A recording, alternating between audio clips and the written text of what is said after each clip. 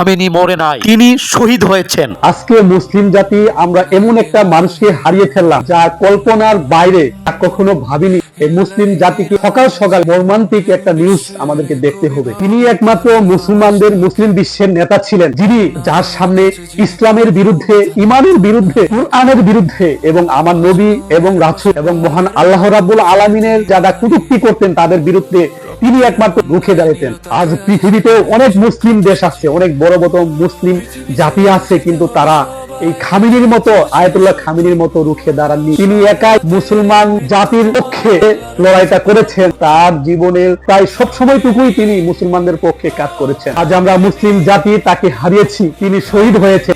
ইরানের সর্বোচ্চ নেতা আয়াতুল্লাহ খামেনি শহীদ হয়েছেন। জাহান্নামী মার্কিন ও ইসরায়েলি এবং নামে মাত্র মুসলিম দেশ ধর্ম ব্যবসায়ী এবং কাছের মানুষের বিশ্বাসঘাতকতার কারণে আজ তিনি শাহাদাত বরণ করেছেন, শহীদ হয়েছেন। তার মৃত্যুতে সারা বিশ্বের মুসলমানদের মনে সুখের ছায়া নেমে এসেছে। তার মনে ছিল দৃঢ় ঈমান এবং আল্লাহর সাথে তার ছিল বন্ধুত্ব।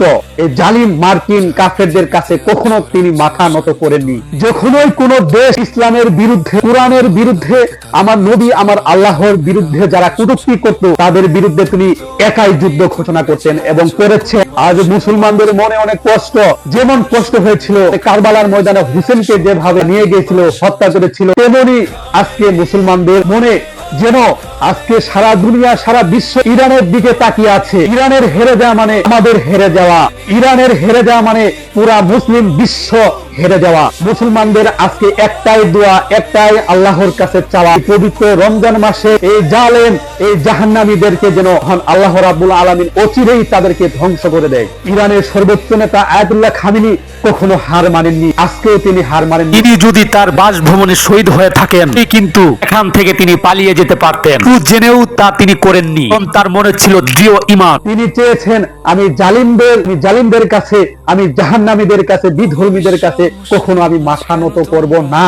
এজন্যই তিনি আজকে এই শাহাদাত বরণ করেছেন। আজকে পাশের মুসলমান কান্ট্রি, মুসলমান দেশ থাকা সত্ত্বেও তারা যেভাবে হামলা চালাচ্ছে, যেভাবে হামলা করে মুসলমানদেরকে, আমাদেরকে মারতেছে, তারা চুপ কেন? আমরা বুঝি তারাই একমাত্র শত্রু আমাদের। মার্কিন এবং ইসরায়েলরা জানে মুসলমানদেরকে মারতে হলে মুসলমানের বন্ধুত্ব প্রয়োজন।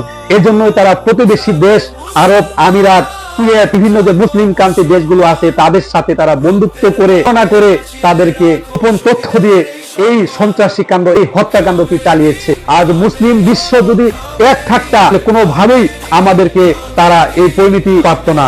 আমরা একটা কথা উচ্চারণ করি, আমরা মুসলিম। দিন শেষে কিন্তু আমরা মুসলিম। মুসলিমরা আমরা আমাদের কি করা উচিত, কি করা উচিত না, আপনাদের বিবেককে নাড়া দিবেন। বিভিন্ন মুসলিম কান্ট্রি দেশকে আমি বলতে চাই, আপনারা মুসলিম কিভাবে আপনারা পরিচয় দেন? আপনারা মুসলিমদের শত্রু হতে পারে না। খামেনিকে হত্যা করে আপনারা কি পেলেন? কিচ্ছু পাননি। শত শত মুসলিম আপনাদেরকে রুখে দেবে ইনশাল্লাহ। আমরা আছি বাংলাদেশ থেকে, আমরা আছি ইনশাল্লাহ, মুসলিমদের পাশে আছি, পুরা বিশ্বের মুসলিমদের পাশে আছি, ইরানদের পাশে আছি আমরা ইনশাল্লাহ।